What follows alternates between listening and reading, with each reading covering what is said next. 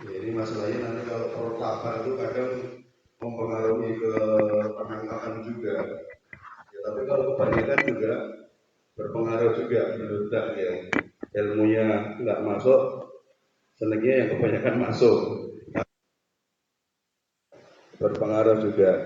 Alhamdulillah kalau sudah dapat semuanya. Assalamualaikum rahimakumullah. Sedikit kami sampaikan untuk teknis. Jadi untuk kegiatan ini akan berlangsung 3 hari, mulai hari ini nanti sampai hari Rabu. Kemudian hari Rabu nanti akan kita gunakan untuk materi terakhir, ya materi terakhir Imat dan Khotimah. Kemudian dari pukul 10 kita gunakan untuk ujian. Asatidz rahimakumullah. Alhamdulillah tadi kita sudah ngobrol dengan beliau Ustaz Rendra di mobil untuk teknis ujian. Untuk ujian riwayahnya nanti insya Allah cukup dengan perwakilan begitu Ustaz. Perwakilan nanti akan ditunjuk dari Quran Center, ya. Monggo nanti yang paling siap bisa mendaftarkan diri, ataupun kalau tidak ya berarti nanti kita minta untuk mewakili teman-teman semuanya dari Ustadz satu dan dari Ustadzah satu. Dari Ustadz satu, dari Ustadzah satu. Ustadz Rafli. Insya Allah, Masya Allah. Sudah dapat satu Ustadz Rafli mewakili dari Ustadz. Ustadzah sudah ada yang siap? Halo? Ustadzah? Selain dari Quran Center? Ustadzah? Ustadzah Winda sudah lulus sama Ustadzah Winda. Selain Ustadzah Winda? Ustadzah Winda sudah? Lupa. Sudah belum Ustadzah Winda? Sudah.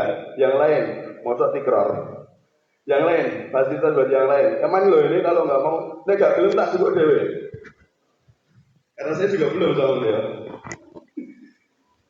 Kalau nggak mau ambil sendiri ya Masya Allah. Mumpung tadi Ustaz Arif tadi menyampaikan difasilitasi, mumpung difasilitasi dimanfaatkan. Kalau misalkan tidak ada fasilitas ya kita bergerak sendiri begitu. Moga Ustazah selain dari Quran Center karena ini fasilitasnya buat yang lain. Nanti yang dari Quran Center kalau misalkan mau ambil ke beliau langsung boleh. Sekalian dampingi saya perjalanan ngantar beliau sekalian setoran bisa Ustaz? Bisa. Baik. Nanti kalau misalkan mobilnya kurang gede ganti mobil yang gede biar sudah siap untuk mewakili dari Ustazah. Kemudian Ustazah rahimakumullah ini kemudian untuk yang Ustazah di lantai 2. Kemudian untuk ujiannya, selain ujian riwayah nanti ada ujian riwayah, insya Allah akan dilaksanakan pada hari Rabu besok. Ujian riwayah jelas tadi sudah cukup perwakilan saja, namun untuk ujian riwayah nanti seluruhnya kurang lebih ada 5 sampai 7 soal tadi. 5 sampai 7 soal, moga nanti silahkan diperhatikan betul apa yang disampaikan oleh beliau Ustaz Rendra, dicatat faedah-faedah yang ada, kemudian bisa dipersiapkan untuk ujiannya. Barangkali itu yang bisa kami sampaikan. Nanti kalau misalkan ada teman-teman yang datangnya terlambat dan belum mendapatkan buku atau foldernya nanti bisa menghubungi ke panitia. Jadi kepada Allah menyesirkan, semoga Allah mudahkan kepada kita semuanya untuk mendapatkan ilmu pada hari ini dan 3 hari ke depan. Aku lupa ya, Assalamualaikum warahmatullahi wabarakatuh.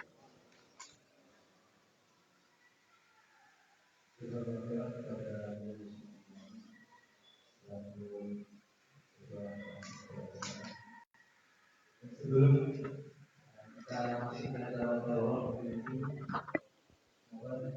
kami menyampaikan hasil peserta dan mempersiapkan ada yang di majelis ilmu, namun yang dulunya yang rapi sebelumnya yang putra itu kosong di sopnya tidak.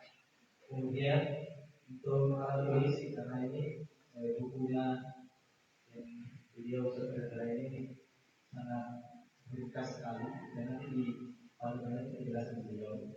Nah, karena kita menggunakan ini kalau di buku syarah yang terkenal itu tapi secara singkat sekali nanti yang beliau banyak yang menjelaskan. Nah, dan nanti perlu catatan kita. Jadi silakan tulis. Kemudian sebelum beliau saya menyampaikan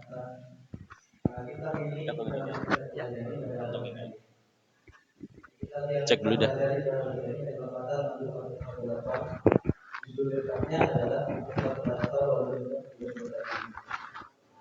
Jadi urgensi kitab ini merupakan salah satu kitab tajwid yang sangat lengkap, dipelajari oleh para penuntut ilmu dan direkomendasikan oleh para ulama seperti kalau menyusunnya tidak terlalu terkenal, namun ini disepakati sebagai salah satu nazar yang sangat sertifikat bukan. Kitab ini berisi hukum tajwid yang mesti dipahami oleh para ulama dalam sholat. Kemudian sinopsis untuk keterangan matan ini disusun oleh Imam Syekh Al-Jazuli, terdiri dari 61 bait yang disebut dengan Al-Awdas. Matan ini fokus pada pembahasan hukum tajwid yang terjadi dengan sebab tadi. Matan ini awali pembahasan dari hukum sakinah, kemudian dilanjutkan ke pembahasan guna, sakinah, dan hikmah. Setelah itu matan ini membahas permasalahan baik dari sisi jenis maupun dari sisi hukum. Itu sekilas tentang pelajaran ini sebagai soal dari sangat mengenal pasti pelajari bagaimana orang-orang. Semoga setiap waktu kami persilakan beliau Ustaz Abu Sofyan.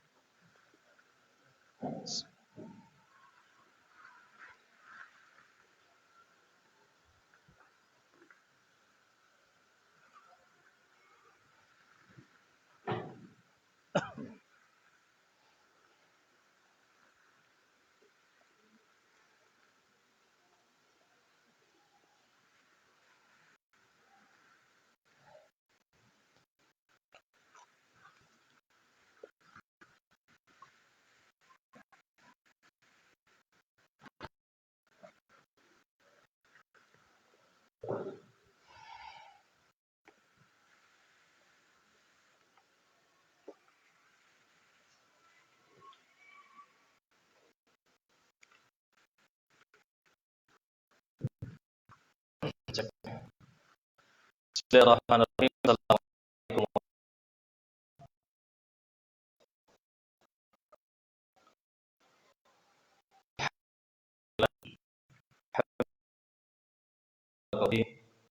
Kama yuhibbu rabbuna wa yarda.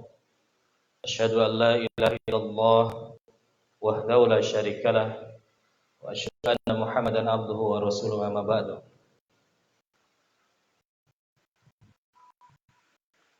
Para asatidzah wal ustadzat di Quranic Center, Quran Center, Yayasan Al-Istiqamah, semoga dirahmati Allah Subhanahu wa taala. Alhamdulillah atas izin Allah kita masih diberi taufik untuk bisa kumpul dalam rangka talabul ilm, dan yang akan kita bahas, yang akan kita pelajari pada 3 hari ke depan ini insyaallah adalah ilmu yang sangat azim, mana dengannya merupakan jembatan agar kita bisa memahami Al-Quran, ya, membacanya, mentadaburinya. Tadi sudah disampaikan bahwasanya kita akan membahas sebuah matan Manzumah Tuhfatul Atfal, sebuah matan, salah satu matan ilmu tajwid yang sudah masyhur di kalangan penuntut ilmu. Ya, mungkin tadi sudah disampaikan juga bahwasanya kita yakin bahwasanya antum di sini apalagi yang fokus di dalam Al-Qur'an, matan ini sudah tidak asing lagi. Bahkan mungkin sudah selesai mempelajari, ya, berkali-kali. Mungkin ada yang belajar tapi belum selesai juga, tapi sudah kenal ya. Atau bahkan ada yang menganggap itu kan cuma mempelajari ini saja gitu. Ada yang seperti itu. Ya, Allahu musta'an. Baik. Tadi ada yang sudah hafal untuk pesannya sudah ada yang sudah hafal. Seperti biasanya di awal majelis Anda minta atau di majelis Anda selalu Anda kepengen interaksi, jadi mikrofon ada di tangan peserta satu. Nah, bisa tolong yang sudah hafal tadi?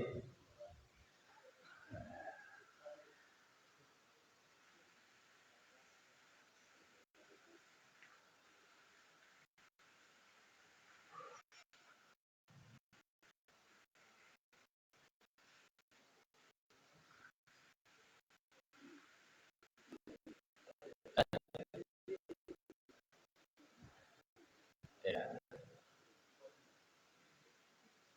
Sebagai pemanasan kita akan bermukodimah.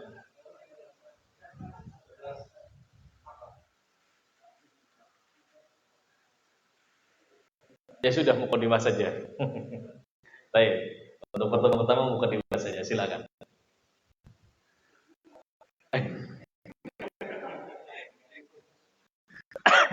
Fadhal.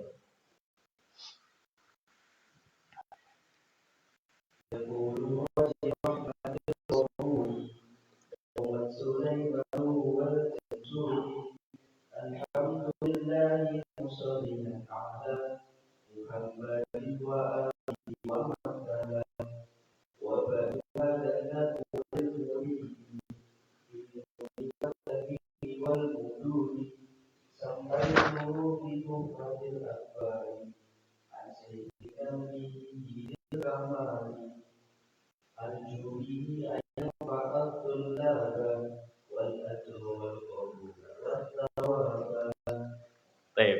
Ya, cukup mukodimah saja buat pemanasan. Baik, karena waktu kita sangat terbatas, kita akan langsung saja ya. Langsung kita baca. Dan syarah yang akan kita gunakan adalah kebetulan dari syarah dari tulisan kami sendiri ya. Sengaja kita tidak sampaikan kitab seperti yang ada di background ini. Kita menggunakan modul ya, jadi bukan kitab. Mungkin ada sebagian yang sudah punya, tapi nggak ada masalah. Kenapa? Karena kalau di modul ini nanti akan terlihat bagaimana antum memahaminya dengan tulisan antum, dengan catatan antum. Gitu. Adapun nanti kalau sudah punya kitab, ya antum hanya tinggal baca saja. Seperti hal yang murajaah, kurang seru nanti. Ya. Baik ya, kita masuk pada bait yang pertama. Kita langsung saja ya. Qala Anadim rahimahullahu taala yaqulu raji rahmatil ghafuri dauman Sulaimanu huwal jamzuri. Ya. Jadi cara setorannya bagi yang mau ambil sanad ya. Nanti ada adabnya. Ya, ada adabnya. Di antara adabnya adalah meminta izin. Ya. Kemudian di antara adabnya mengambil sanad kitab ini yaitu adalah berdoa, bersalawat dan menyebutkan sanadnya. Nanti kita tuliskan di grup ya. Jadi nanti kalau yang mau setoran enggak seperti tadi dalam rangka untuk pengambilan sanad. Nanti akan kita tuliskan di grup ya. Sehingga lafadznya itu seperti itulah dulu kita ketika mau ngambil sanad kepada guru-guru kita. Nah, kemudian cara bacanya boleh dengan dua cara, yaitu antum bisa dengan mujawad atau tidak. Artinya dengan ada kaidah tajwid itu diterapkan, ya, ada ikhwanya, ada idghamnya, ya, atau tidak. Ya. Jadi kalau dari awal sudah mujawad terus gitu ya. Misalkan di sini yaqulu raji rahmatil ghafuri dauman Sulaimanu huwal jamzuri. Ya, dengan adanya apa? Ikhwa di situ. Cuma nggak perlu dipanjangin aja. Bukan ghafuri menulis mengawali dengan kata yaqulu. Nah, ini merupakan bentuk ketawaduan seorang penulis ya. Beliau tidak mengatakan dengan aqulu. Ya, kalau kita terjemahkan bebas, misalkan aqulu itu berarti dengerin nih, saya mau ngomong begitu ya. Tapi beliau menggunakan kata yaqulu. Maknanya lebih halus. Dengerin, ada yang mau ngomong gitu. Tapi ternyata yang mau berbicara siapa? Beliau sendiri. Ya. Beliau adalah orang yang senantiasa mengharapkan rahmat dari Allah Subhanahu wa taala. Nah, yang dikenal dengan julukan Al-Jamzuri. Nanti kita akan bahas. Baik. Pembahasan yang pertama ya, itu di modul di halaman 7 ya. Kita dikenalkan dengan jenis rosem. Ya. Kenapa kita harus tahu di sini? Yang kita bahas ini adalah bentuknya nazam, manzumah, bait-bait syair. Di mana pada nazam ini ada kaidah cara penulisannya. Ya, ada kaidah cara penulisannya. Cara penulisan huruf demi huruf yang disebut rosem. Dan rosem ini terbagi menjadi 3. Ya. Ada 3 rosem, jenis rosem. Yang pertama yaitu rosem kiasi atau imla'i. Ya, rosem imla'i. Apa itu rosem imla'i? Ya, antum menulis sebuah kata, sebuah kalimat ya, dengan apa yang antum dengar. Ya. Jadi kaidahnya apa yang terdengar antum langsung tulis. Itu rosem imla'i. Misalkan ada kata al-kitabu. Al-kitabu ditulis gimana? Alif, lam, kaf, ta, alif, ba. Nah, itu imla'i seperti itu. Ya. Atau yang selainnya, misalkan kalau misalkan ada nama, misalkan Supriyanto, gitu. Tulis pakai Arabic, gimana cara nulisnya? Sin, pakai fa atau pakai ba? Ya, itu serah. Ya. Mau pakai fa, mau pakai ba, yang penting terbaca aja. Ya, apalagi untuk nama-nama yang ajam seperti itu nggak ada kaidahnya, yang penting terbaca. Nah, itu rosem imla'i ya, kiasi. Kemudian yang kedua yaitu rosem arudi. Rosem arudi. Ini digunakan pada ilmu arud. Nah, manzumah atau nazm ini dia menggunakan kaidah rosem arudi. Di mana di situ dia punya aturan cara penulisannya, ada baharnya. Ada gelombang-gelombangnya, yang bait sebelah kanan dan sebelah kiri sama. Kalau yang digunakan pada manzumah Tuhfatul Athal ini menggunakan bahar rojas. Ya. Nah, itu contohnya ada ya, cuma itu salah tipe. Harusnya mustaf'ilun pakai nun, bukan pakai dhamma tanwin. Ya. Jadi timbangan asalnya seperti itu, mustaf'ilun, mustaf'ilun, mustaf'ilun, mustaf'ilun, mustaf'ilun, mustaf'ilun. Nah, ini timbangan kanan dan kiri. Kita nggak bahas ini secara detail ya, karena ini cara ibaratnya ilmu ya, pada ilmu bahasa ini sudah di tingkat S2. Kita hanya kenalan aja. Untuk apa? Orang yang mengetahui tentang ini ketika dia menghafal akan terasa kok ganjil ya, antara kanan sama kiri nggak imbang ya, kan gitu. Antara kanan dan kiri nggak imbang. Nah, ini akan membantu dalam mendatangkan rasa ketika menghafal.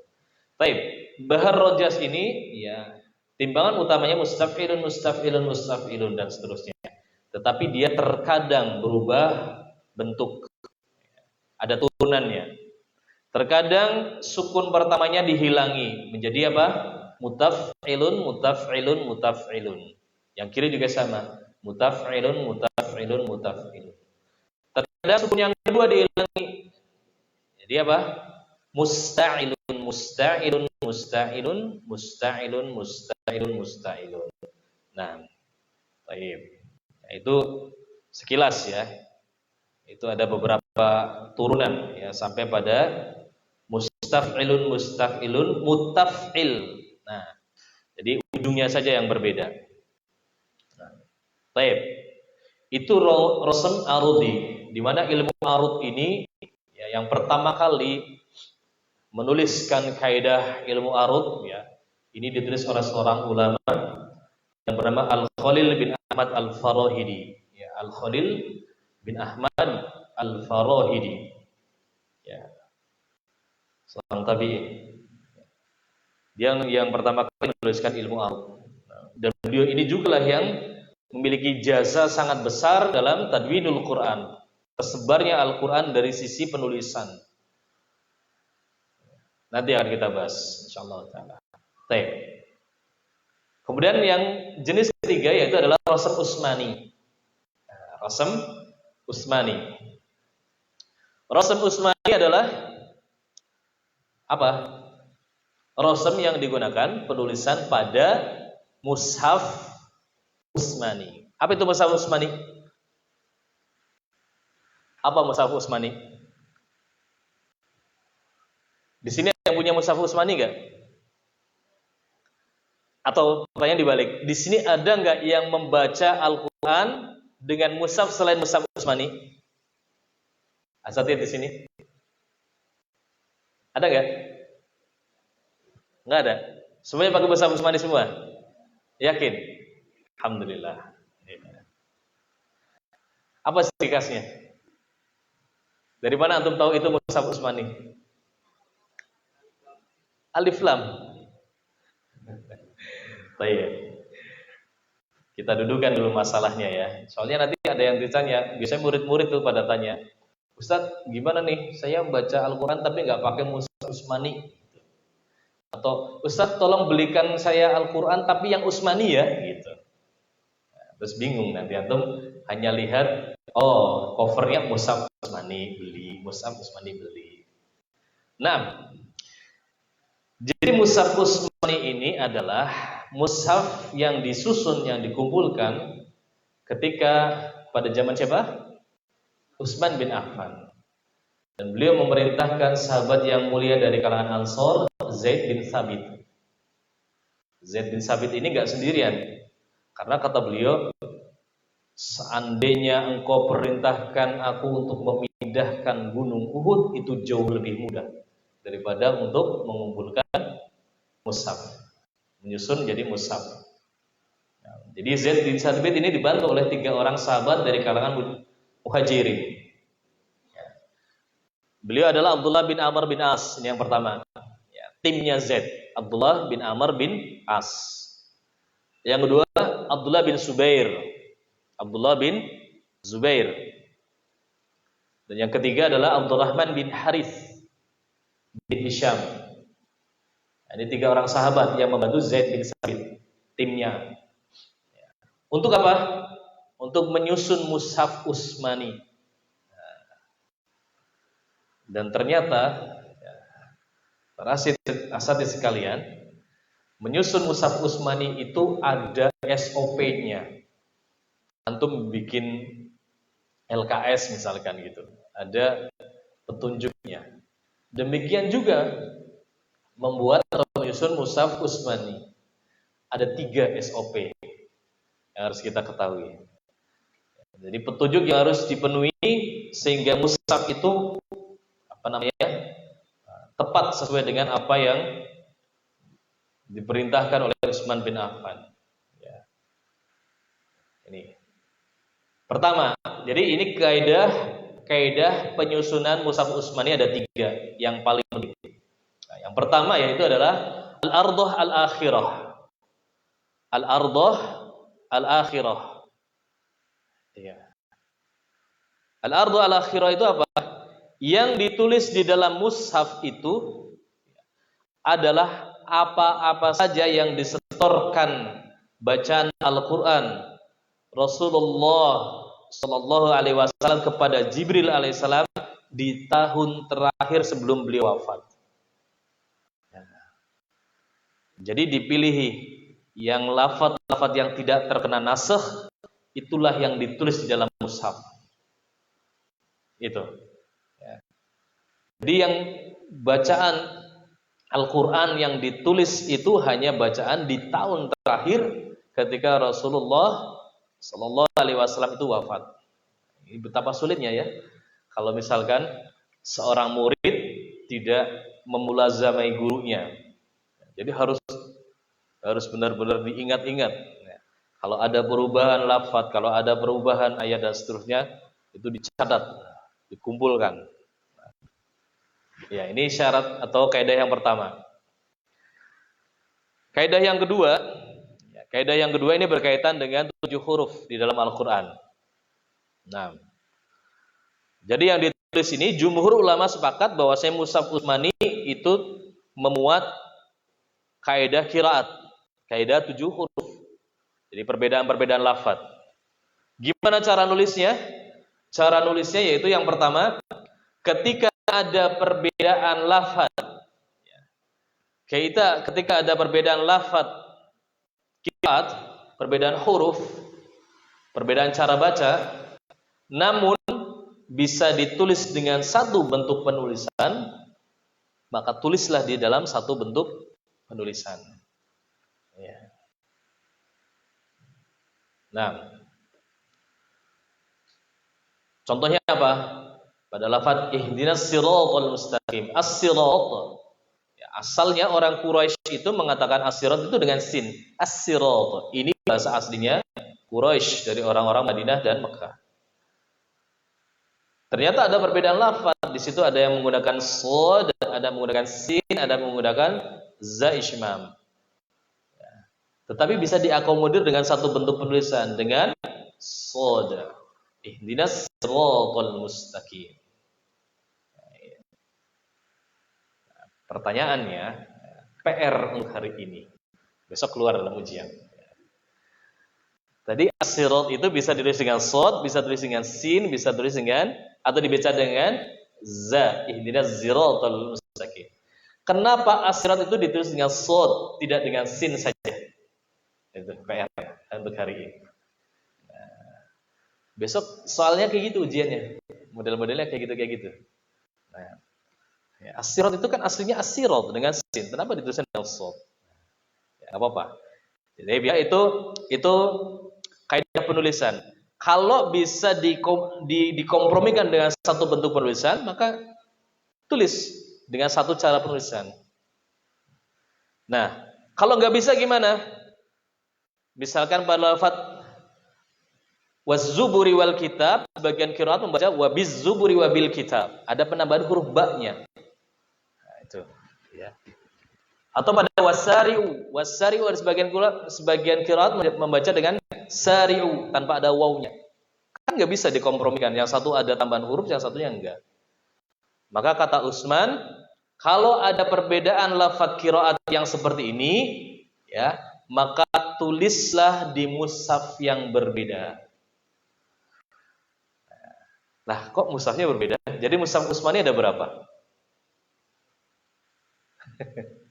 Jadi mushaf Utsmani ada berapa? Hah? Ada berapa? Kata Imam Ibnul Jazari ada 8. Ada 8. Kayaknya nanti cek. Mushaf antum mushaf Utsmani bukan. Mulai galau nih sekarang. Jadi menurut Imam Ibnul Jazari, mushaf yang ditulis di zamannya Utsman itu ada 8. Walaupun ada khilaf, ya ada khilaf. Abu Amr Adani menyebut ada 5. Ya. Adi As-Suyuti menyebut ada 6 dan seterusnya. Tapi kita ambil pendapat yang terbanyak, itu pendapatnya Imam Ibnu Jazari.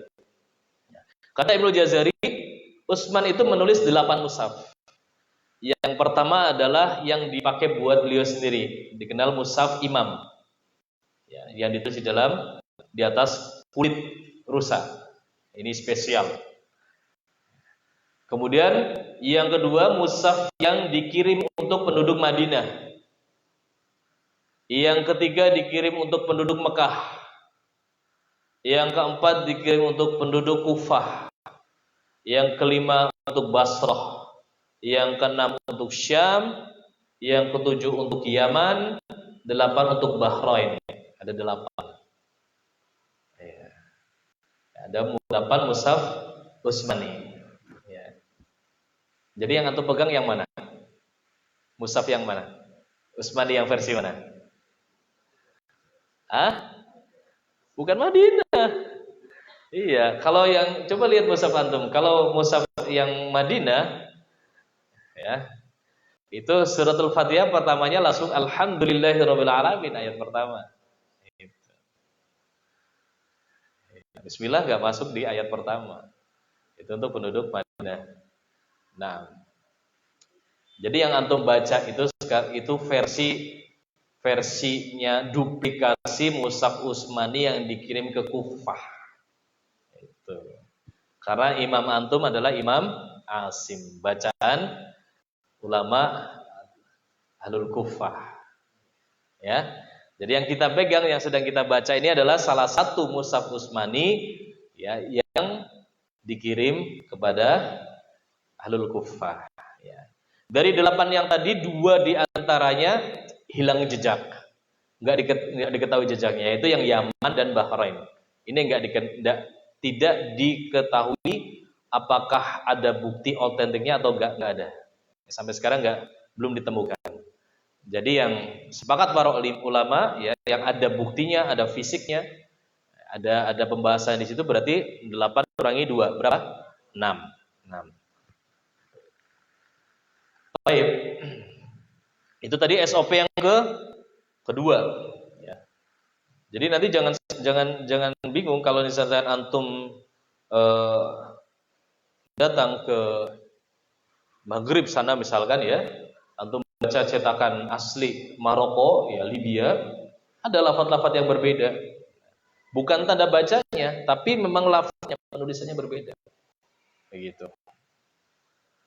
Nah, baik, SOP yang ketiga ya, ketika menyusun mushaf, yaitu ketika penulis mushaf berselisih dalam penulisan Al-Qur'an ya, maka kembalikan pada wasiat Rasulullah SAW. Ketika ada perbedaan pada lafaz Al-Qur'an, kembalikan kepada lisanul Quraisy.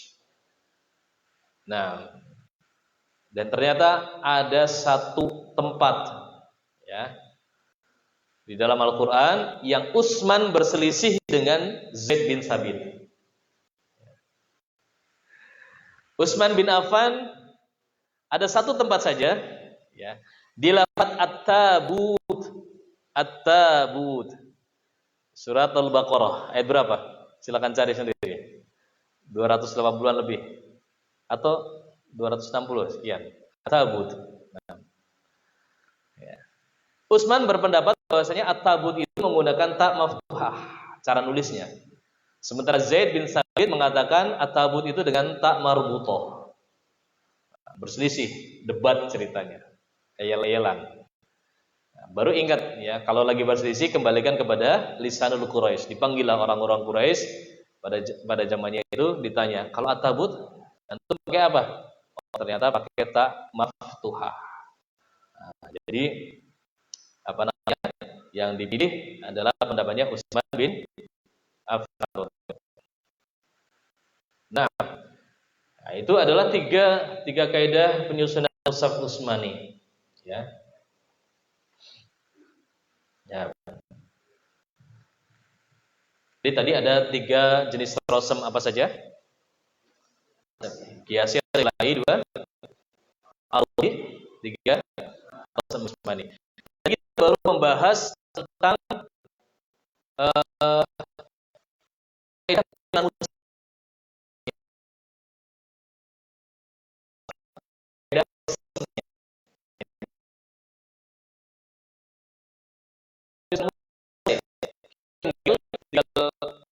menikmati hasilnya saja, sudah selesai, tidak ada perdebatan di situ, tidak ada pendapat di situ. Ya. Nah, nggak ada mazhab yang lain selain dari yang sudah ditentukan Utsman bin Affan. Bahkan sahabat seperti Abdullah bin Mas'ud sendiri yang beliau mempunyai mushaf ya, mushaf sendiri yang beliau berkata, saya bersumpah bahwa saya Rasulullah SAW itu mengajarkan lafaz-lafaz pada mushafku ini langsung dari lisannya ke lisanku. Maksudnya gimana? Mushafnya beliau berbeda dengan mushafnya Utsman, gitu. Tapi karena ini ijma para sahabat, akhirnya Abdullah bin Mas'ud legowo dan dibakar mushafnya yang beliau kumpulkan, sehingga mengambil atau kembali kepada ijma'nya para sahabat yang lain, yaitu menggunakan mushaf Utsmani. Iya.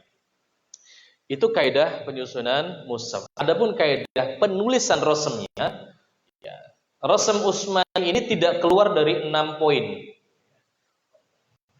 Ya, kenapa kita bahas rosem ini ya? Karena dikatakan sebagian ulama, dan ini tamparan keras bagi para pengajar Al-Qur'an, ya. Dikatakan sebagian ulama, seorang pengajar Al-Qur'an, antum dan antuna ini adalah pengajar Al-Qur'an. Itu barulah dia layak mengajarkan Al-Qur'an jika dia menguasai 3 bidang ilmu ini. Yang pertama adalah rosem, yang kedua tajwid, yang ketiga qiraat. Tamparan. Ya. Jadi antum baru layak disebut sebagai pengajar Al-Quran kalau antum faham tentang rosem, antum faham tentang tajwid, dan antum faham tentang qiraat. Ini satu kesatuan. Ya, satu kesatuan. Penulisannya, cara bacanya dengan berbagai khilaf atau qiraatnya. Baru antum layak disebut sebagai pengajar Al-Quran yang sebenarnya maksudnya. Ya, kalau yang versi beta, versi light mah nggak apa-apa ya. Baik. Ya, jadi harus dikenalkan. Apalagi ilmu rosam sekarang sudah mulai hilang, seperti hanya judul saja. Baik. Rosam Utsmani tidak keluar dari 6 pembahasan. Ini secara umumnya saja. Secara detailnya saya silakan merujuk ke kitab-kitab rosam. Ya. Di dalam Rosam Utsmani di situ ada 6 pembahasan. Yang pertama adalah hadful alif atau hadful harf. Kaidah menghapus huruf. Ya. Jadi kapan huruf ini dihapus, kapan huruf ini ditulis, itu ada kaidahnya. Nah, yang kedua yaitu ziyadatul harf, penambahan huruf. Jadi yang pertama penghapusan huruf, yang kedua ditambahkannya huruf. Nah, yang ketiga penulisan hamzah. Kaidah penulisan hamzah. Nah, hamzah ini spesial. Orang yang kepingin mutkin dalam tajwid, dalam qiraat, dia harus perhatian dengan hamzah. Harus perhatian. Nanti akan terasa. Di sebagian qiraat, seperti qiraatnya Ibnu Amir, ya, qiraatnya Hamzah, kalau waqaf di huruf Hamzah, dilihat Hamzahnya berdiri sendiri, Hamzahnya di atas waw, atau Hamzahnya di atas ya. Di situ bisa ada belasan cara membacanya. Ada 16 sampai 17 cara membacanya. Jadi antum harus tahu, harus ngerti rosemnya. Ya, bukan hanya lafadznya saja. Nah, Hamzah itu spesial banget pada ilmu tajwid dan qiraat. Yang keempat yaitu adalah ibdalul harf. Ya, kaidah rosem yang keempat yaitu adalah ibdal, perubahan huruf. Ya. Terkadang waw dirubah hamzah, alif dirubah menjadi waw dan seterusnya. Ya dirubah menjadi ta dan seterusnya. Ya. Yang kelima waslul dan fasl. Wasl atau fasl. Cara menulis disambung atau diputus. Kalau di Jazari disebut bab maktu dan mausul. Bagaimana kalimat atau kata ditulis diputus atau disambung. Ya. Kaidahnya kalau ditulis terpisah berarti boleh waqaf di kata tersebut. Ya enggak? Kaidah umum, tapi ada pengecualian. Gimana pengecualiannya? Kita belajar. Harus tahu ya, masalah rosem ini ditulis terputus atau terpisah. Walaupun ditulis terpisah, boleh nggak waqaf di situ? Nah, sebagai contoh misalkan lafaz waika'anna, ini ditulis dengan cara tersambung. Surat Al-Qasas ya, hanya 2 tempat, waika'annahu. Tetapi ternyata boleh waqaf di lafaz ya-nya saja. Ka'anna. Sebagian lagi qiraat membaca waqaf di kafnya. Waik annahu. Ada tulis tersambung. Nah, tahu? Hah? Udah kan barusan. Iya. Iya, barusan. Ini memang PR dari guru Al-Qur'an itu 3 ini. Tahu rosem, tahu tajwid, tahu qiraat, minimalnya tahu. Ya, kalau mahir, masya Allah. Salah satunya mahir itu juga alhamdulillah kan gitu. Minimalnya 3 tahun ini untuk saling melengkapi. Nah, tadi sampai berapa? 5. Yang keenam, kaidah pada penulisan Rosam Utsmani yaitu ihtimalan rosmi. Ya, ihtimalan rosmi. satu bentuk penulisan tetapi bisa mengakomodir beberapa perbedaan qiraat. Nah, itu. Gimana, Bos? Iya. Nah, itu pembahasan tentang rosem sudah selesai. Kita beralih ke pembahasan berikutnya di halaman 8, yaitu biografi singkat Syekh Sulaiman Al-Jamzuri. Kita tidak akan membahas lebih detail. Kita hanya bahas yang jarang dibahas. Di antaranya nama beliau, ya, kalau tadi sudah dibacakan oleh Ustaz Burhan, ya. Nama beliau adalah Syekh Sulaiman bin Husain bin Muhammad bin Sya'labi Al-Jamzuri Al-Afandi. Ya, kalau antum browsing, insyaallah udah ada di situ. Syekh Sulaiman bin Husain bin Muhammad bin Sya'labi Al-Jamzuri Al-Afandi. Ya. Al-Afandi ini julukan yang diberikan oleh salah satu gurunya. Nah, ya, beliau lahir di Ponto, pinggiran kota Mesir, sekitar tahun 1160 Hijriah. 1160 Hijriah. Hanya saja wafatnya beliau nggak diketahui dengan pasti. Hanya kira-kira saja. Sekitar 1227 Hijriah. Nggak diketahui pasti. Karena beliau ini termasuk ulama yang jarang ditulis biografinya. Nah, ya, kalau lihat karya tulis beliau, ya, ini beliau memang mutakhasis di bidang tajwid dan qiraat. Beliau menulis matan Manzumah Tuhfatul Atfal yang sedang kita pelajari. Beliau menulis kitab Fathul Aqfal, syarah Tuhfatul Atfal. Jadi menulis manzumahnya dan menulis syarahnya sendiri. Selain itu dia juga menulis matan Kanzul Ma'ani, Tahrir Hirzul Ma'ani, ini tentang qiraat sab'ah. Ya, hampir semua tulisannya berkaitan dengan tajwid dan qiraat. Nah, tajwid dan qiraat.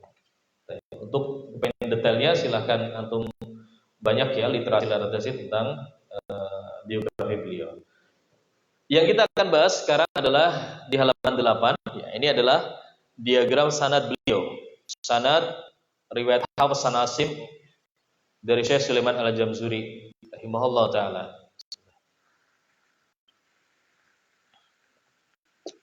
Nah, beliau berjarak 25 generasi hingga Rasulullah sallallahu alaihi wasallam. Jarak 25 generasi. Ya. Dan antum perhatikan di sebelah kiri yang bawah itu namanya siapa? Syekh Muhammad bin Qasim Al-Baqari. Ya. Jadi kalau kita lihat rantai sanad yang kita miliki dengan rantai sanad beliau ini, kita nanti bertemu di situ. Kita bertemu Syekh Al-Baqari di situ. Hanya saja jarak beliau dengan Syekh Al-Baqari ini berjarak 1, 2, 3, 4. Cuma kalau kita berjarak 9 generasi. Jadi selisihnya cukup jauh. Nah, tapi alhamdulillah, harapan kita besok pun kita akan dikumpulkan dengan mereka para ahlul Quran. Ya. Jadi berjejer sekitarnya rantai sanad yang kita miliki seperti ini. Ini harapan kita, ikhtiar kita. Baik, pelajaran yang bisa kita ambil dari rantai sanad ini, ya, ini penting sekali dan harus Anda sampaikan karena di zaman ini, di tahun-tahun belakangan ini, ya mungkin 3-4 tahun belakangan ini, atau enggak sampai, mungkin 2-3 tahun belakangan ini, masalah sanad Al-Quran itu menjadi fitnah buat para penuntut ilmu. Perlu jadi tanbihat, ya. Fitnahnya di mana? Fitnahnya adalah ketika seorang melihat seorang guru ada yang mengisi daurah, apalagi sekarang daurah online banyak ya bertebaran. Daurah benda bersama Ustaz Fulan, Syekh Fulan, terus dikasih label, ya, sebenarnya anak kurang suka dikasih gini, tapi nggak apa-apa, terlanjut. Dikasih tulisan apa? Pewaris sanad ke-28, ke-29 dan seterusnya. Sering ya berseliweran ya di broadcast. Nah, Kalau udah kelihatan bilangannya aja, bilangannya, ini mantap ini. Ya, apalagi habis itu bikin broadcast atau bikin pamflet kayak resep masakan. Panjang gitu, pewaris sanad ini, jarak kesekian, sampai gitu. Subhanallah. Ya resep ya. Berambangnya 4 siung, gulanya sekian, itu semuanya gitu. Nah, akhirnya apa? Seorang penuntut ilmu mereka silau dengan bilangan sanad. Silau. Begitu ada yang tinggi langsung kejar. Padahal di tempatnya di situ mungkin sanadnya tidak setinggi yang ada di sini. Tetapi ilmu yang lebih jauh lebih layak diambil daripada yang di sono. Nah, itu. Akhirnya apa? Akhirnya penuntut ilmu terjatuh pada membandingkan orang-orang alim gitu. Kalau udah dibandingkan mungkin pasti ada yang dijatuhkan. Subhanallah. Ini fitnah sanad di zaman ini dan sangat banyak terjadi. Padahal kalau antum lihat jarak sanad yang tertinggi di dunia untuk saat ini itu jaraknya 27 generasi. Yang masih hidup tersisa hanya 2 orang saja, ulama di Mesir, Syekh Muhammad Yunus Al-Ghulban, ini salah satu guru kita juga, dan Syekh Misbah Ad-Dusuki. Ini 2 orang ini yang masih hidup saat ini. Jaraknya berapa? 27. Sementara Syekh Sulaiman Al-Jamzuri 25. Padahal wafatnya beliau itu sudah 216 tahun yang lalu kurang lebih. Nah, jadi kalau dihitung-hitung ada yang ngomong berarti sanadnya Syekh Sulaiman Al-Jamzuri nazil gitu, rendah. Nah, jadi nggak bisa seperti itu. Ya, walaupun terlihatannya seperti rendah ya, dari sisi bilangan kita nggak akan bisa ngomong sanad Syekh Sulaiman Al-Jamzuri itu nazil. Nah, seperti halnya para mufti yang ada di kota Madinah ya. Syekh Muhammad Ahmad Ma'bad misalkan, ulama senior, itu sanadnya itu jaraknya 31. Itu sekelas sejaman dengan Syekh Abdul Fattah Al-Qadhi ya, dari Al-Madinah. 31. Sementara di Indonesia yang 29 kayak gini banyak. Apakah kita ngomong beliau itu Syekh Muhammad Ahmad Ma'bad itu nazil sanadnya? Lah, nggak akan bisa ya. Jadi jangan silau dengan bilangan sanad ya. Nah, terus gimana? Nah, kita dudukan. Ada sanad, ada ijazah, ada syahadah. Ini harus didudukkan dulu supaya enggak apa istilahnya gagal apa? Gagal pemahaman. Nah, seorang kadang menyamarakan sanad, ijazah dan syahadah. Baik. Yang pertama sanad dulu deh, sanad ya. Sanad ini ya di suratul Fatihah sudah pernah dibahas ya. Kita ulangi sedikit ya. Bukan dari definisi sanad ya. Tapi sanad ini tersambungnya seseorang ya, tersambungnya sanad seseorang ya sampai kepada Rasulullah SAW di zaman sahabat itu nggak dibutuhkan. Nggak dibutuhkan. Kenapa? Karena Rasulullah yang langsung menyampaikan kepada para sahabat. Jadi nggak perlu ditanyakan masalah sanad-sanad. Nah, jadi seperti yang diucapkan oleh Ibnu Sirin ya. Ibnu Sirin seorang tabi'in, ya, beliau mengatakan, "Kanu la yas'aluna 'anil isnad." Dulu para sahabat itu nggak pernah mempertanyakan masalah sanad.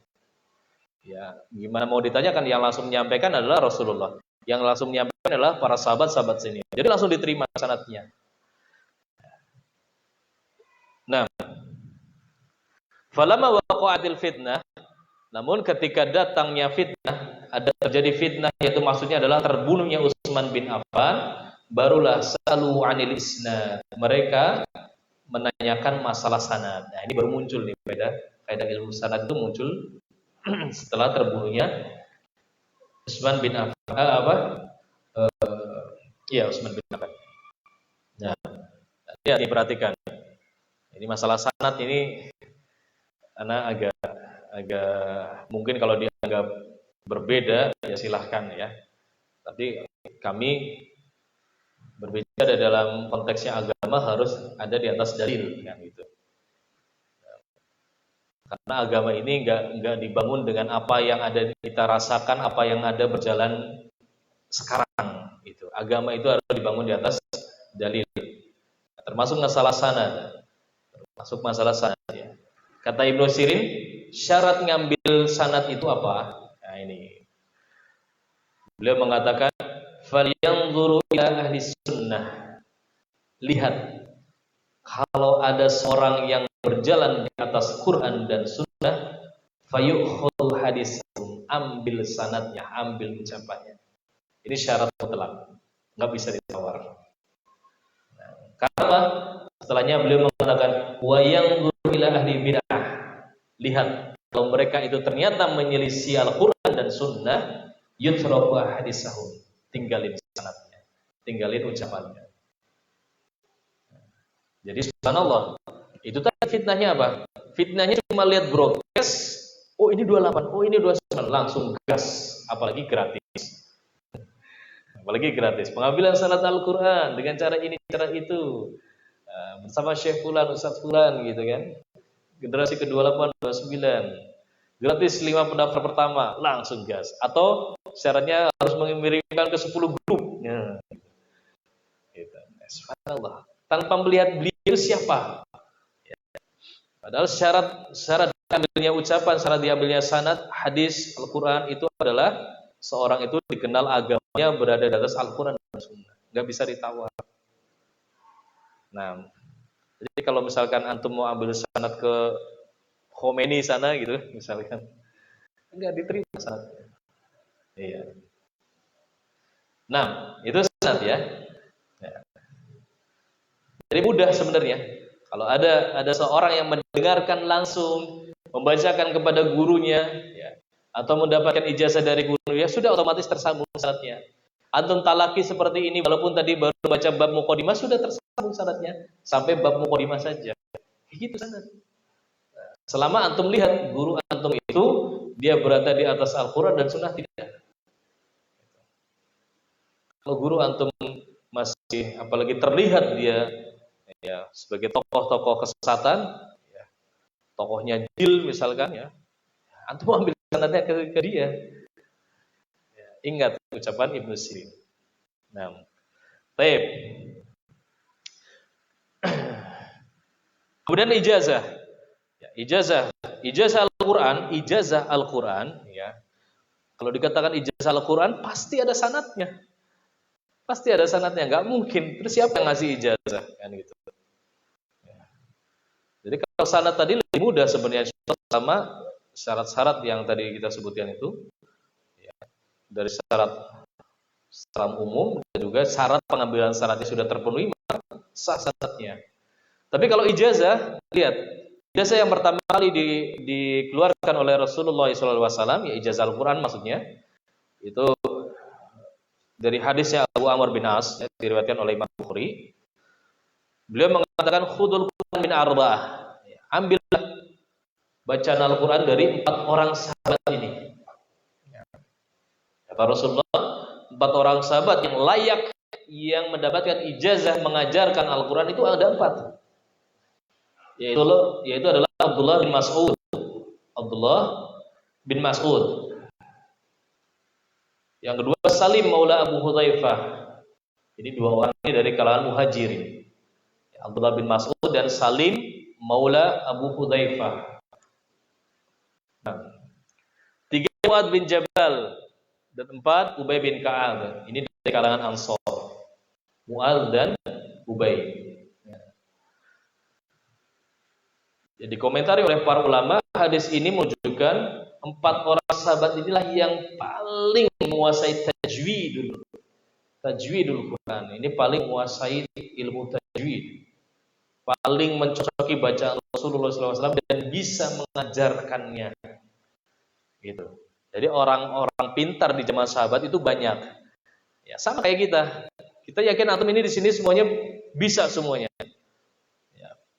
Menguasai cabang ilmu, bahkan punya kekhususan. Tetapi ada kalanya seseorang itu pintar untuk dirinya sendiri, ada kalanya dia bisa memintarkan orang lain gitu. Nah, jadi Rasulullah SAW memberikan ijazah kepada para sahabat ini, ya.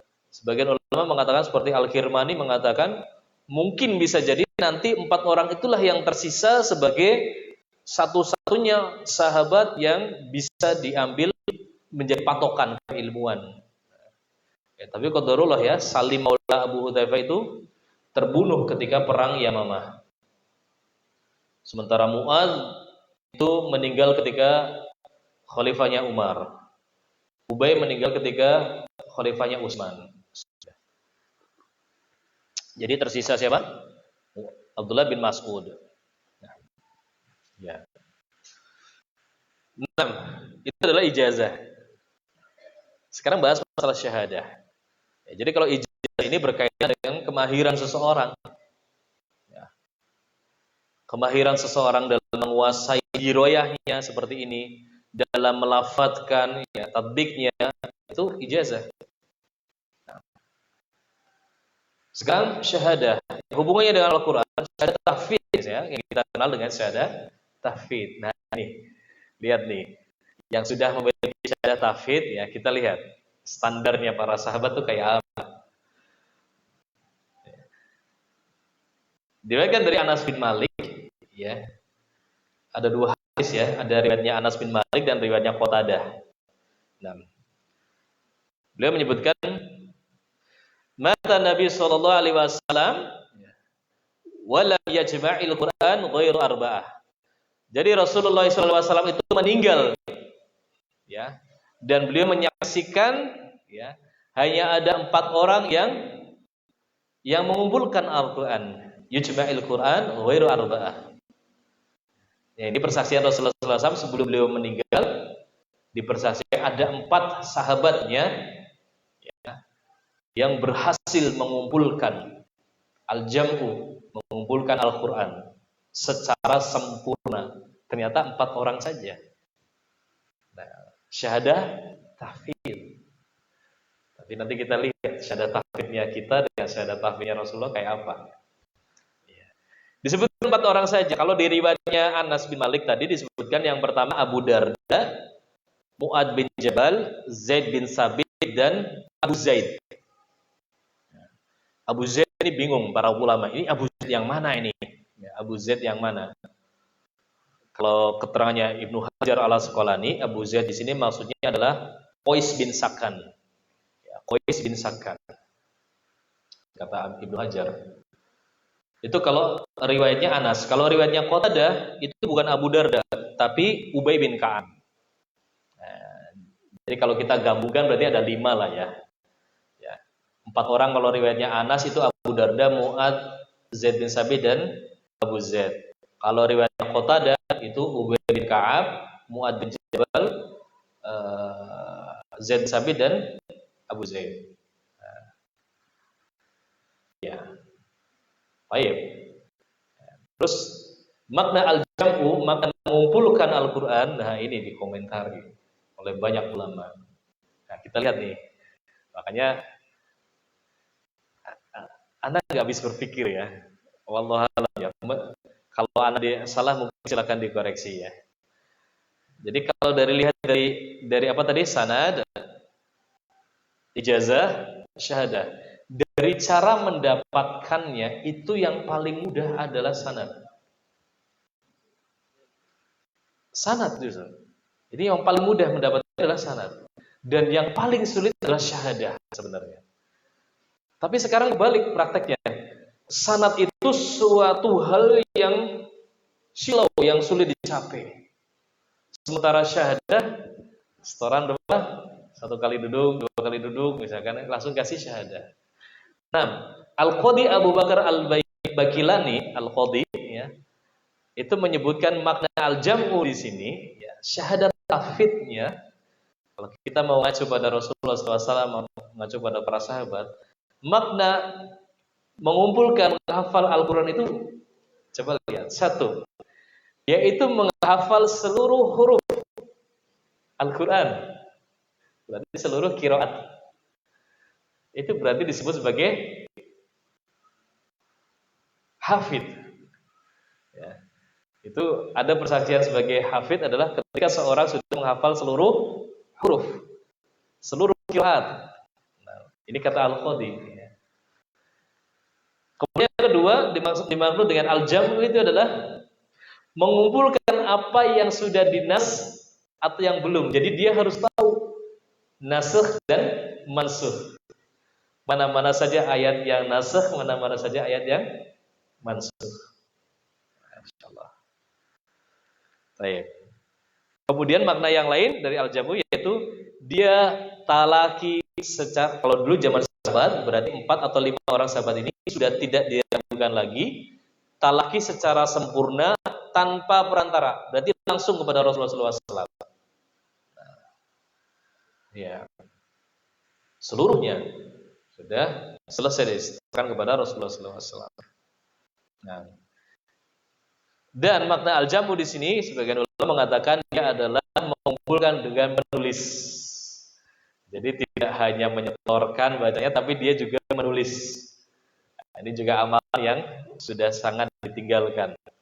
Jadi khataman terkadang juga perlu kita budayakan ya. Seorang guru Al-Quran mulai dibangun lagi ya, semangatnya seperti harinya para ulama terdahulu. Mereka semangat dalam menulis Al-Quran, menulis mushaf tulis. Itu kan ada ya, sudah ada, tinggal ditulis saja. Itu Masya Allah. Dan ini juga ada hadis ya dari Ibnu An-Nasa'i itu. Ibnu Umar itu mengumpulkan, menulis ya. Kemudian meminta setiap malam setoran sama apa yang ditulisnya itu. Jadi sekalian dibetulkan gitu ya maksudnya ya, ditasbih. Dan dikasih jatah, oke, satu malam 1 juz.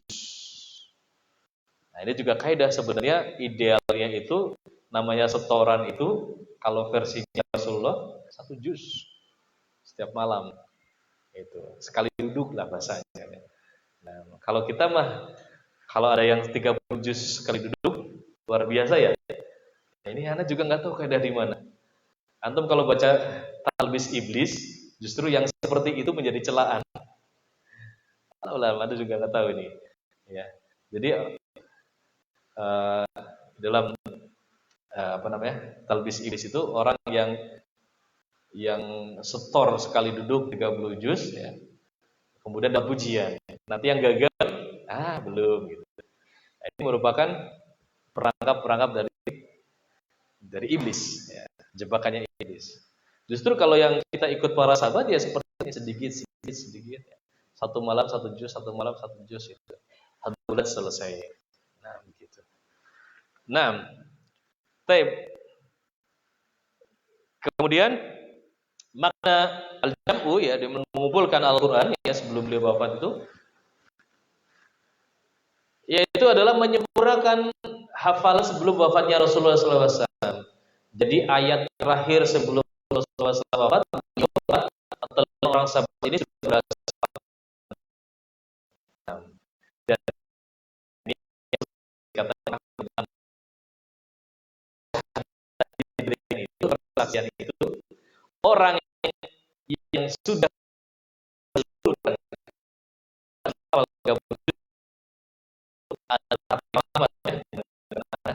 itu adalah yang siap mendengar dan terhadap seluruh Al-Quran. Jadi berat banget ini sebenarnya kalau kita ada punya para sahabat. Lebih mudah dapatin sanad. Karena ketika orang langsung talaki kepada guru sudah otomatis sanadnya tersambung. Gitu. Tanpa adanya ijazah, tanpa adanya syahadah pun itu tersambung.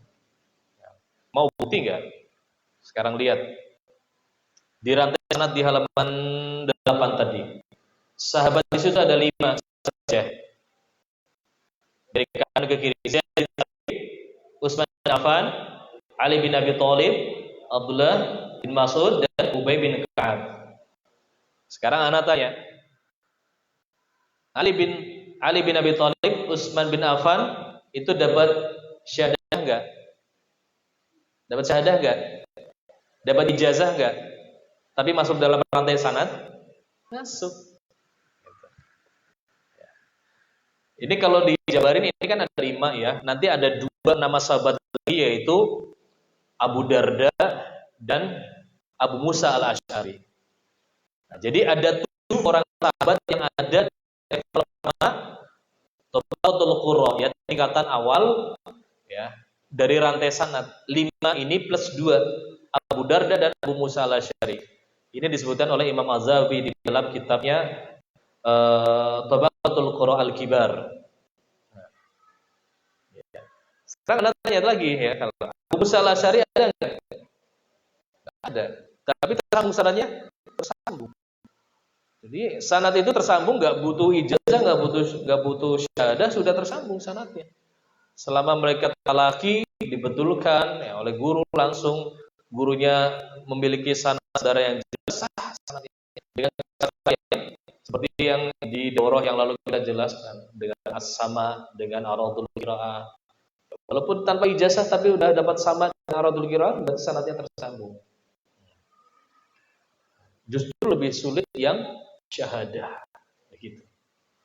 Melihat dari keterangan-keterangan yang tadi ya, versinya Al-Qadhi Abu Bakar Al-Baqilani dan juga Imam Ahmad.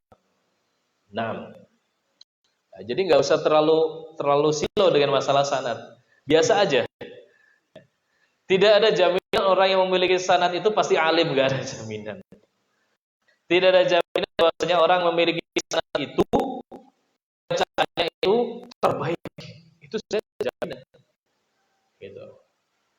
Bisa jadi hanya standar-standar saja. Gitu. Karena seorang memberikan sanad, ya, seorang guru memberikan sanad kepada muridnya itu ada 2 indikasinya, ada faktor. Yang pertama memang layak, yang kedua karena kasih sayang seorang guru terhadap muridnya. Itu. Ya. Makanya di daurah kita kali ini kita lebih menitik beratkan diroyahnya, kelayakannya. Apakah antum sebagai seorang pengajar sudah paham ilmu tajwid, ya, atau belum? Kalau hanya secara riwayah dengan hafalan matan saja, anak kecil aja bisa, ya enggak? Bahkan lebih cepat. Disuruh hafalin sekarang mungkin 2-3 hari sudah hafal. Gitu. Ini cuma 61 bait, cepat. Tapi mereka paham enggak? Enggak. Jadi kita akan kembali. Ini juga salah satu metode yang berkebalikan. Dulu para salaf terdahulu, para ulama terdahulu itu mereka itu menghafal apa yang dia paham. Ada sekarang kebalik. Ngapal dulu, memahaminya entar-entar sampai gede belum paham juga gitu. Jadi pernah hafal tufatul atfal doang akhirnya, tapi nggak pernah paham. Pernah hafal Quran doang, tapi nggak pernah paham. Allahul musta'an. Ya. Jadi ahsannya kembalikan ke para ulama dahulu, yaitu mereka menghafalkan apa yang dia paham. Jadi sekarang kita menekankan pemahaman, bukan hanya sekedar hafal. Kalau hafal insya Allah nggak usah diajarin aja style murotalnya manzumatul hafal, lama-lama juga hafal, ya nggak? Tapi kalau ditanya kenapa as-sirat pakai huruf shad? Nggak pakai sin, padahal orang Quraisy pakainya sin. Ayo, kenapa? Ada yang bisa jawab? Kalau ada yang bisa jawab, ini hadiahnya Vivo. Nangis nanti di medianya. Baik, kita lanjutkan dulu. Bait kedua dan ketiga. Qala Anadi rahimahullahu taala alhamdulillahi musholliyan ala Muhammadin wa alihi wa man tala. Wa ba'du hadha nadmu lil muridi fi nuni wat tanwini wal mududi. Nah, di halaman 9 ada 2 pembahasan.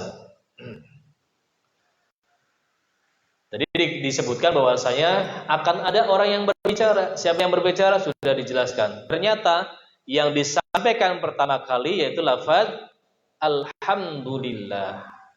Alhamdulillah. Salah satu hikmahnya beliau mencontoh uslub di dalam Al-Qur'an di mana Allah Subhanahu wa taala menyebutkan lafaz alhamdulillah sebagai awal surat di 5 surat. Apa saja? Surat yang diawali alhamdulillah apa saja? Sebelumnya masih ada Al-An'am ya. Sebelumnya lagi masih ada Al-Fatihah ya. Al-Fatihah, kemudian Al-An'am, terus Al-Kahf, terus Sabah, terus satu lagi Fatir. Iya. Alhamdulillah, kenapa diawali dengan basmalah atau alhamdulillah? Kemarin dah. Ayo, murojaah. Alhamdulillah diawali dengan basmalah atau alhamdulillahirabbil alamin? Gimana Ustaz? Baru daurah sesi satunya belum ada 1 tahun. Ya. Khilaf ya. Siapa yang menyebutkan alhamdulillah sebagai awal surat? Iya, catatannya udah enggak. Dulu enggak paham, sekarang lupa. Allah Ustaz. Iya. Selain imam dari Kufah dan dari Makkah, itu berpendapat alhamdulillah sebagai awal suratul Fatihah. Jadi Madani, Basri dan Syam itu, jadi imamnya siapa? Imam Nafi, kemudian Abu Amr, Ibnu Amir, Abu Ja'far, Ya'qub, bukan, Khalaf dari Kufah. Masya Allah, murojaah. Iya. Nah, itu beliau mengucapkan alhamdulillah karena merupakan ya, mengikuti uslub dari Al-Qur'an, di mana Allah Subhanahu wa taala mengawali surat pertama di ayat pertamanya bacaannya dengan alhamdulillah, dengan memuji Allah. Kemudian setelah memuji Allah, beliau berselawat kepada nabinya Muhammad sallallahu alaihi wasallam beserta keluarga dan orang-orang yang mengikutinya. Wa man ya, di sini ada pembahasan unik. Kata tilawah diambil dari kata tala, lihat dulu. Nah, kata tilawah, ya tilawah, antum bertilawah setiap hari tilawah Al-Qur'an ya. Itu sesuatu yang terus menerus dikatakan tilawah karena dia istimrar. Ya, rutin. Ramadan doang, enggak hanya Al-Kahfi doang. Nah, gitu. Jadi rutin setiap hari. Itu tilawah namanya. Syekh Hafid bin Ahmad Al-Hakami menyebutkan tilawah ini menjadi 3 tingkatan. Hafid bin Ahmad Al-Hakami ini menyebut tilawah ini ada 3 tingkatan. Ya. Yang pertama adalah tilawah lafziyah. Tilawah lafziyah. Nah, ini kita lagi di posisi sekarang ini. Jadi kita sedang bagaimana mengupayakan tilawah kita secara lafziyah ini sudah betul. Ya. Menegakkan hurufnya, tahu hukumnya, tahu bagaimana penulisannya. Ya, ini tilawah lafziyah supaya tidak terjatuh pada kesalahan-kesalahan pengucapan. Naik tingkatan berikutnya itu adalah tilawah maknawi. Tilawah maknawi berarti antum sudah paham dengan apa yang antum baca. Antum sudah bisa mentadaburi apa yang antum baca. Ini tilawah maknawi. Naik level up. Kemudian level yang tertinggi yaitu tilawah hukmi. Ya. Di level ini berarti antum sudah bisa berhukum dari apa yang antum baca. Kehidupan keseharian antum sudah menerapkan apa-apa yang diperintahkan di dalam Al-Quran. Antum sudah faham tafsir di sini. Di level ini antum sudah mulai memahami tafsir, bisa beristinbat, bisa mengambil hukum dan mengamalkannya. Ini 3 jenjang, 3 pembagian tilawah. Kita lagi di posisi di tilawah lafzi. Naik nanti kita dengan mempelajari bahasa Arab, ya. Mempelajari ilmu-ilmu alat. Nah, supaya bisa tahu maknanya. Nah, terus begitu. Itulah cara seorang untuk belajar bertahap. Tidak langsung, instan. Wa ba'du hadha an-nadbu lil muridi. Nah, adapun setelah ini adalah nadham yang diperuntukkan oleh seorang yang menginginkan ilmu, ya, murid. Jadi kalau antum ingin menginginkan ilmu, ini cocok. Tapi kalau antum ingin menginginkan sanad, ini tidak cocok. Jadi antum di sini mau dapat sanad atau dapat ilmu? Semuanya, alhamdulillah. Bismillah.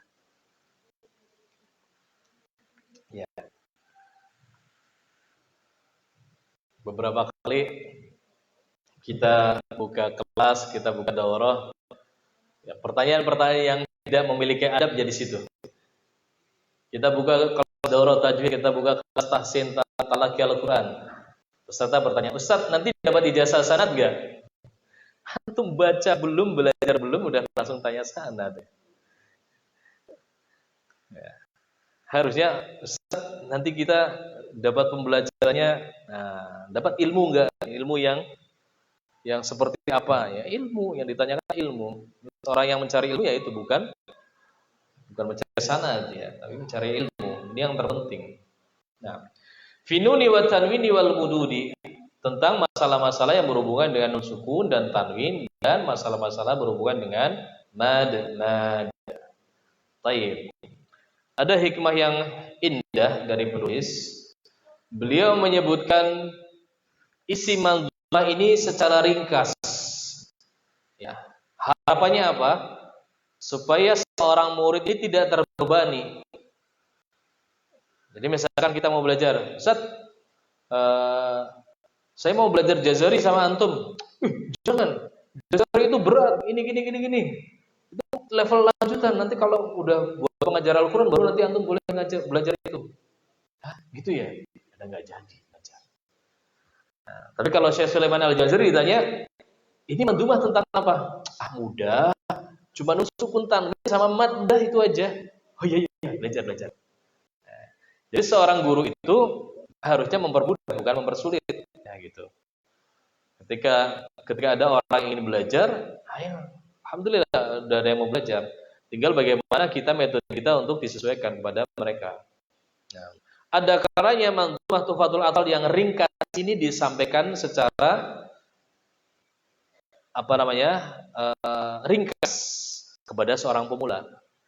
Namun ada kalanya disampaikan secara mendetail untuk para pengajar Al-Quran. Nah, gitu. Jangan disamaratakan. Lihat dulu muridnya masih AAI, AAU, masih baca aja belum bisa, langsung ini rosennya begini, pusing mereka. Ini sanadnya begini, pusing. Ringkas aja. Gitu. Nah, ya.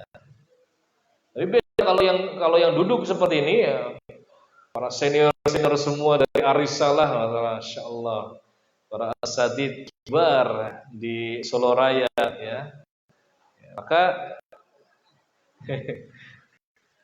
maka harus disesuaikan, ya, gitu ya. Jadi kesannya dipermudah dulu saja. Beliau mengatakan cuma nun sukun dan tanwin dan mad aja yang akan kita pelajari. Tapi di balik itu juga beliau memberikan isyarat. Nun sukun dan tanwin ini adalah bab yang teorinya paling mudah. Antum pasti udah hafal semua. Bahkan cuma belajar idgham, idhar, ikhfa, iqlab doang. Itu mah dulu TPA udah kholas, ya, udah selesai berkali-kali. Tapi justru di sini yang paling banyak salahnya di bidang prakteknya. Kalau dari prakteknya, teorinya mudah, prakteknya banyak salahnya. Kebalikannya dengan mad. Kalau guru-guru Al-Quran,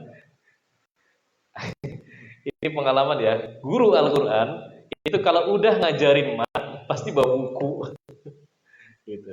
Pasti bawa buku, cara ngajarinya ini mad ini adalah ini, contoh ini, mad ini adalah ini, contoh ini. Gitu. Suruh lepas buku, coba jelasin. Masih bingung ya. Gitu. Jadi secara teori masalah mad ya, bahkan di sisi sebagian guru Al-Quran lah ya, kalau dari Selang enggak, saya yakin. Ya. Nggak salah. Ya. Kalau dari sisi teori memang agak jelimet untuk mad, tetapi dari prakteknya mudah. Gitu. Nah, dan khusus untuk mad nanti insya Allah kita belajar. Anda punya metode sendiri supaya antum paham mad. Ya. Anda punya metode sendiri. Insya Allah kalau diterapkan, antum ngajar mad tanpa kitab. Udah. Insya Allah. Mau antum buka mushaf dimanapun berada, antum analisa itu maknanya kenapa, bagaimana, bisa semua insyaallah. Ya, nanti tapi di sesi akhir. Sabar. Isbiru. Baik. Selesai di bait ke-3. Kita masuk ke halaman 11. Qala An-Nadim rahimahullahu taala samaituhu bi tuhfatil atfali an syaikhina al-mihiyil kamali tarju bihi an yanfa'a at-tullaba wal ajra wal qabula was thawaba. Ya. Samaituhu, kami berikan nama kitab ini, mandumah ini dengan nama Tuhfatul Atfal. Tuhfa bimana? Hadiah bingkisan. Al-atfal anak kecil. Ini hadiah buat antum anak-anak yang berjenggot ya. Masya Allah. Jadi antum itu sama dengan kucing ya. Tahu kucing? Kucing itu walaupun kecil tetap aja punya kumis.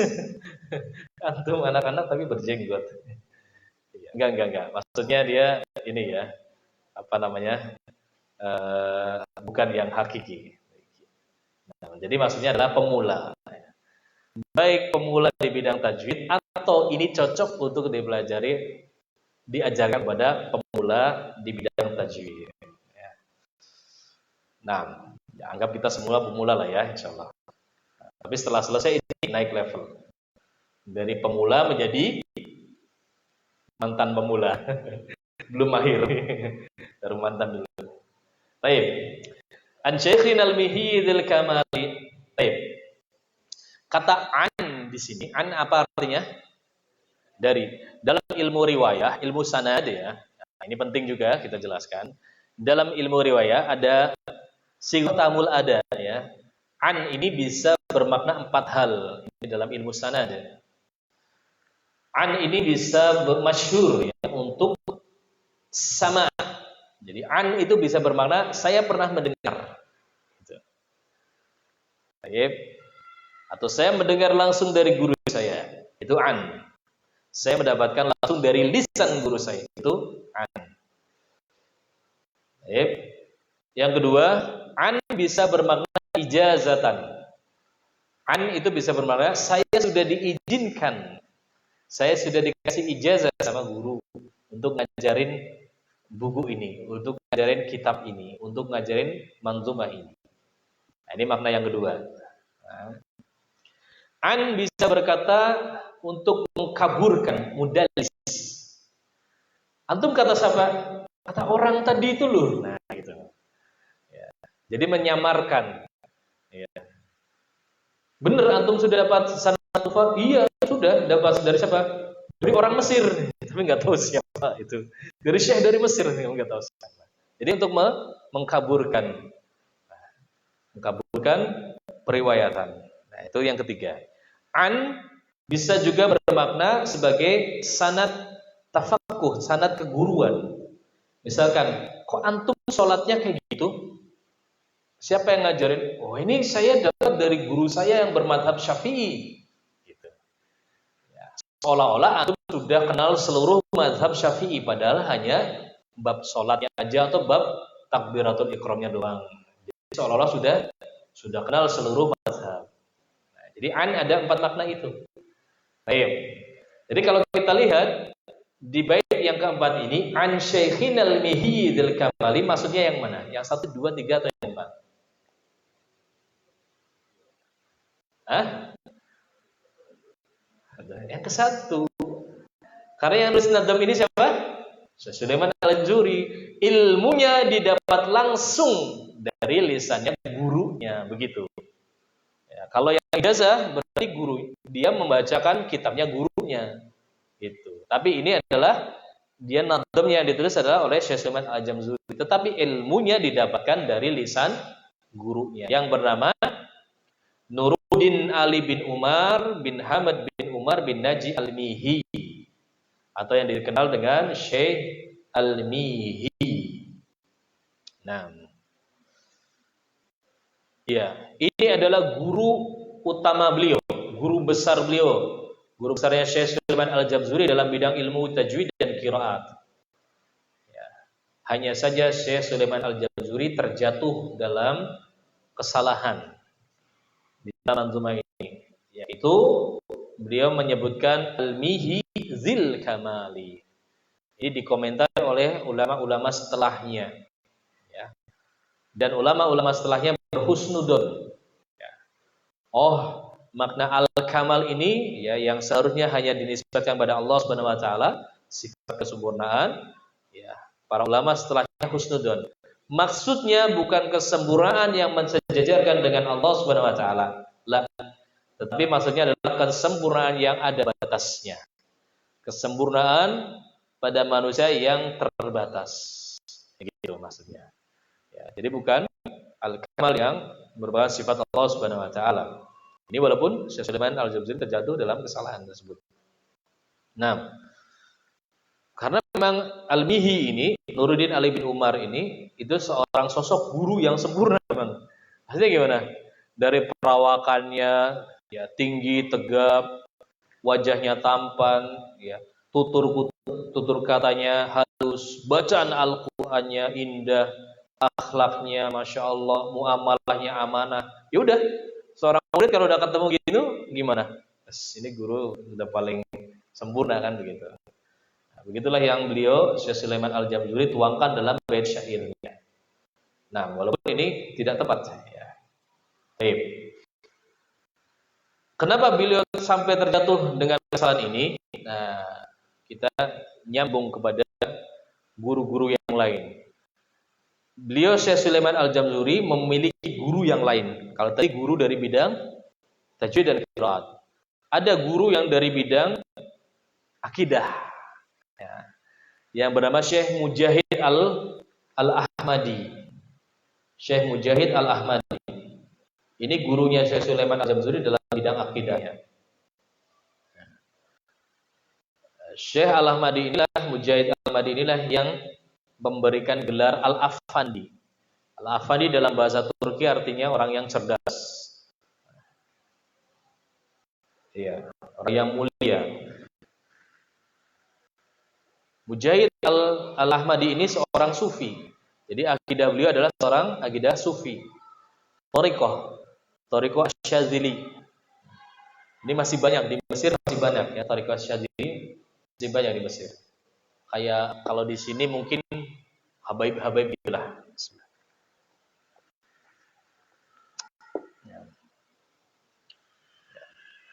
Nah, ini pembahasan agak sensitif, tapi harus kita bahas karena ini ilmiah. Beliau terjatuh kesalahannya tadi karena apa? Karena akidahnya seorang sufi. Seperti yang dimaklumi seorang sufi itu biasanya kalau sudah memuji gurunya itu berlebihan. Bahkan yang ekstrim ya, sufi yang ekstrim itu sampai menyamakan dengan wali, menyamakan dengan di atasnya itu. Ya, seperti itulah. Iya. Terus gimana dong cara mengkompromikan tadi? Ya, tadi syarat diambilnya sanad menurut Ibnu Sirin apa? Akidahnya lurus. Ini muskilah ya. Tapi alhamdulillah kita punya ulama. Di antaranya mereka adalah Syekh Abdul Muhsin Al-Abbad ya, seorang ulama kibar, ulama senior, pengajar Masjid Nabawi. Hafizahullah taala, bapaknya dari Syekh Abdul Razak Al-Badr. Nah, itu kalau yang sudah pernah haji atau umrah di Masjid Nabawi itu halaqah yang paling banyak jamaahnya. Karena nggak ada yang lebih senior dari beliau, Syekh Abdul Muhsin Al-Abbad. Nah, pernah ditanyakan kepada beliau salah satunya tentang bab masalah bolehkah seseorang mengambil ilmu dari ahlul bid'ah? Ya, boleh. Ini ahlul bid'ah yang ditanyakan. Dijawab dengan beberapa rincian. Nah, ini perlu difahami dulu ya supaya tidak menjadi salah pemahaman. Kalau seorang belajar hanya letterlek saja, udah akhirnya sikat sana sikat sini. Ya. Tapi beda dengan para ulama yang mereka sangat hikmah, sangat bisa meliti. Yang ditanyakan adalah bolehkah seseorang mengambil ilmu dari seorang ahlul bid'ah? maka dirinci dulu. Dia itu ahlul bid'ah atau terjatuh dalam kebid'ahan. Ya, ini. Kalau dia seorang ahlul bid'ah, dia menyerukan kebid'ahannya, ya, sudah ada ulama yang menasihatinya, tetap saja menyerukan kebid'ahannya, maka sepakat ini tidak boleh. Tidak boleh diambil ilmunya, apalagi diambil sanadnya. Ilmu aja nggak boleh, apalagi sanadnya. Nah, tetapi kalau seorang yang terjatuh kebid'ahan, ya, hatta seorang ulama, kita pun sering terjatuh dalam kebid'ahan, ya enggak? Ada di kampung kita suka nggak enak ya, ada acara ini, acara itu. Nah, ya udah, belum bisa meninggalkan secara total, tetap aja nyerempet-nyerempet. Ya kita terjatuh di situ. Nah, itu. Jadi dirinci apakah seorang penyerunya atau yang sedang terjatuh. Nah, kalau dia terjatuh dalam kebid'ahan, masih dirinci lagi. Bid'ahnya yang mukafir atau enggak? Yang menjadikan seorang menjadi kafir atau enggak? Kalau bid'ahnya menjadikan seorang menjadi kafir keluar dari agama Islam, maka enggak boleh diambil. Begitu. Tapi kalau bid'ahnya bid'ah amaliyah, ya, bid'ah yang tidak mengeluarkan seseorang dari kekafiran, maka dirinci lagi. Rincian keberapa sekarang? Rincian ketiga. Dirinci. Dilihat ilmu yang akan diambil ini terkontaminasi enggak? Terdominasi dengan bid'ahnya. Misalkan bid'ahnya dia tentang akidah. Yang kita ambil ilmu akidah. Ya bahaya. Jangan. Nah, kalau dia bid'ahnya tentang masalah-masalah fikih misalkan, ya, yang kita ambil ilmu Al-Qur'an misalkan gitu. Masalah tahsin, tajwid. Nggak ada perselisihan di situ. Ya. Maka kalau sudah di level ketiga ini, barulah filter yang terakhir. Dirinci yang ke terakhirnya. Kalau antum mengambil ilmu kepada orang tersebut yang terjatuh dalam kebid'ahan, tetapi bid'ahnya tidak sampai mengeluarkan agama Islam dan ilmunya tidak terkontaminasi, mati. Oh, sih, cek kepencet berarti. Ya, ada lagi ya. Ketika antum mengambil ilmu dari seseorang yang terjatuh dalam bid'ah, tetapi bid'ahnya tidak mengeluarkan dari agama Islam dan bid'ahnya tidak mengkontaminasi, ya, mewarnai ilmu yang akan antum ambil. Nah, di tingkat ini antum lihat timbul fitnah enggak di sekitar antum. Misalkan di sini, ya, ada asatid, yaitu tadi tiba-tiba ambil ilmu dari seseorang, yang itu tadi. Ternyata ustaz di sini mencela, ngapain antum ke sana? Ini kan begini. Ini terindikasi Syiah lah, begini kan gitu. Padahal antum sudah rinci, enggak, ini bukan Syiah yang seperti itu misalkan, ya. Ini cuma ikut-ikutan doang, keluarganya yang Syiah, dia enggak. Oh, ini mah habis bener nih. Oh ya, habis.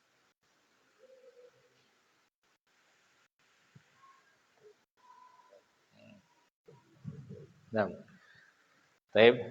jika timbul fitnah maka tinggalkan. Ya. Tapi kalau tidak menimbulkan fitnah maka insya Allah aman. Nah, termasuk manzumah kitab yang kita pelajari, ya, kita udah nggak perlu repot-repot seperti itu tadi. Sudah ada para ulama yang sudah meneliti hal ini. Di antaranya adalah Syekh Abdul Muhsin Al-Qasim, ya. Beliau imam dan khatibnya Masjid Nabawi yang memiliki program Hifdzul Mutun. Kalau ada yang pernah ikut, ya, Hifdzul Mutunnya Masjid Nabawi, ya, salah satu muqarrar, ya, di mustawa berapa ya? Mustawa awal, ya. Ini masuk ke dalam kurikulum di Masjid Nabawi. Jadi alhamdulillah ilmu yang sedang pelajari ini aman dari sisi dan para ulama yang terjaga agamanya, terjaga akhirnya insyaallah taala. Nah, jelas sampai di sini. Nah, baik. Arju bihi an yanfa'a tullaba. Aku berharap, ini Sulaiman Al-Jamzuri menyebutkan at-tullab, ya, karena memang manusia, seseorang dari ilmunya itu bertingkat-tingkat. Yang paling bawahnya, seorang itu disebut seorang penuntut ilmu. Walaupun nanti ada penuntut ilmu pemula, penuntut ilmu penengah, dan penuntut ilmu yang tingkat lanjutan, misalkan itu. Itu level pertama. Kita di sini nih, kita ini semuanya sama, para penuntut ilmu. Nah, itu level kita sekarang. Naik di situ, di atasnya lagi adalah al-musnid. Ya. Di atas level penuntut ilmu, seorang dari ilmunya itu disebut al-musnid. Orang yang sudah memiliki banyak sanad, banyak riwayah. Gurunya terbentang dari timur sampai ke barat, ratusan guru. Nah, mereka sibuk dengan karya ilmiahnya. Itu sudah naik level. Baik. Naik lagi di level berikutnya adalah al-muhaddis. Ya. Muhaddis. Tidak hanya hafal Quran, mereka hafal ribuan hadis, hafal perawinya, sampai seperti mereka kenal dengan perawinya, pernah bertemu dengan perawinya. Bisa ngenilai, ini perawi yang ini, sama-sama namanya Ahmad. Ahmad yang mana? Ahmad yang di Kartosuro atau Ahmad yang di Boyolali atau Ahmad yang di Klaten, udah tahu lah gitu. Itu hadis kayak gitu. Nah, sudah bisa menilai, menimbang ini hadis ini cacat dari sisi mana, yang Al-Quran ini dinilai dengan hadis dan sebagainya, itu bisa. Itu muhadis. Naik level 3, level keempatnya yaitu adalah al-muhafid. Al-hafid, apaan? Al-hafid. Nah, al-hafid. Di sini ada al-hafid. Ustaz Burhan al-hafid ini, masyaallah. Ya, kita dulu pernah di Ustaz Arif ya, di Mubarak diundang. Ini enggak ada, ya alhamdulillah enggak ada. Aman ya. Ya, dulu di apa? Di beberapa tempat disebut pemateri nama Ustaz Ridwan Sofia Al-Hafid. Ana langsung malu kayak gini. Antum tahu enggak makna Al-Hafid gitu? Kita jelaskan tingkatan-tingkatan ini.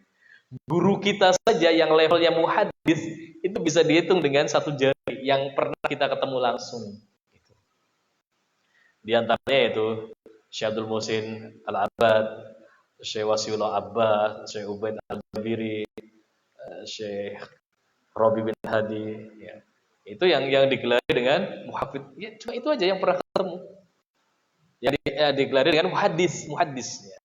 Muhaddis dari Mekah, dari Madinah. Cuma itu aja. Nah,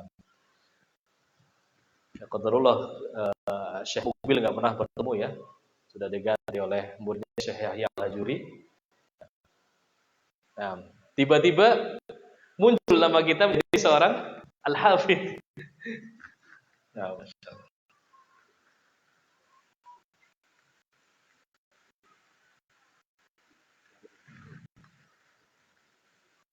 5 menit lagi ya. Insyaallah. Tanggung. Ya, itu tingkatan dari penuntut ilmu. Maka di sini arju bihi an yanfa'at tulaba, bukan level kita, buat level penuntut ilmu, bukan buat levelnya muhaddis apalagi al-hafidh.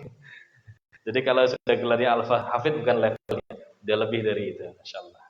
Nah, wal ajra wal qabula was thawaba. Aku harap ilmu ini bisa bermanfaat dan mendapatkan bonus tambahan pahala. Alhamdulillah selesai bab muqaddimah. Gak terasa lama juga ya. Nah, insyaallah sesi kedua jam berapa? Sesi kedua udah lewat.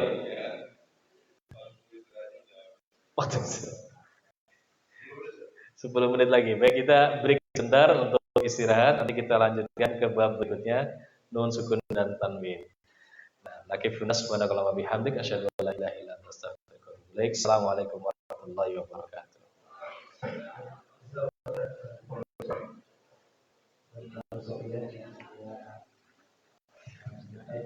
Ya.